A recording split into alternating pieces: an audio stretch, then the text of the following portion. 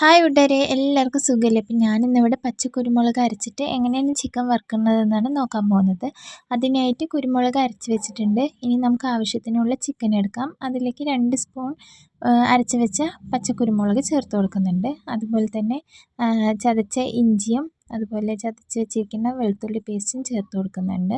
ഇനി നമുക്കിതിലേക്ക് ആവശ്യത്തിനുള്ള ഉപ്പ് ചേർത്ത് കൊടുക്കാം. ഉപ്പ് കൂടി ചേർത്ത ശേഷം അതിലേക്ക് കുറച്ച് കറിവേപ്പില ചേർത്ത് കൊടുക്കുന്നുണ്ട്. അതുപോലെ ഒരു അരമുടി ചെറുനാരങ്ങ നീര് കൂടി ചേർത്ത് കൊടുക്കാം. എന്നിട്ട് നന്നായിട്ടൊന്ന് മിക്സ് ചെയ്ത് കൊടുക്കാം. ഇനി അതിലേക്ക് കുറച്ച് മഞ്ഞൾപ്പൊടിയും കൂടി ചേർത്ത് കൊടുത്തിട്ട് നന്നായിട്ടൊന്ന് മിക്സ് ചെയ്ത ശേഷം അടച്ച് വെച്ചിട്ട് കുറച്ച് നേരം ഒരു അരമണിക്കൂർ റെസ്റ്റ് ചെയ്യാൻ വയ്ക്കാം. അരമണിക്കൂറിന് ശേഷം ഒരു പാൻ വെച്ച് കൊടുത്തിട്ടുണ്ട്. അതിലേക്ക് ആവശ്യത്തിന് എണ്ണ ഒഴിച്ച് കൊടുക്കാം. അതുപോലെ അതിലേക്ക് കുറച്ച് കറിവേപ്പില ഇട്ട് കൊടുക്കാം.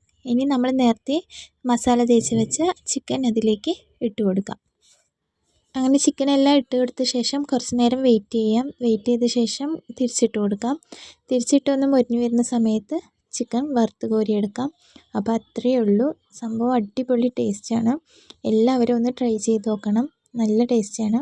അപ്പോൾ എൻ്റെ വീഡിയോസ് ഇഷ്ടപ്പെട്ടാൽ ലൈക്ക് ചെയ്യാനും ഷെയർ ചെയ്യാനും സബ്സ്ക്രൈബ് ചെയ്യാനും മറക്കരുതേ.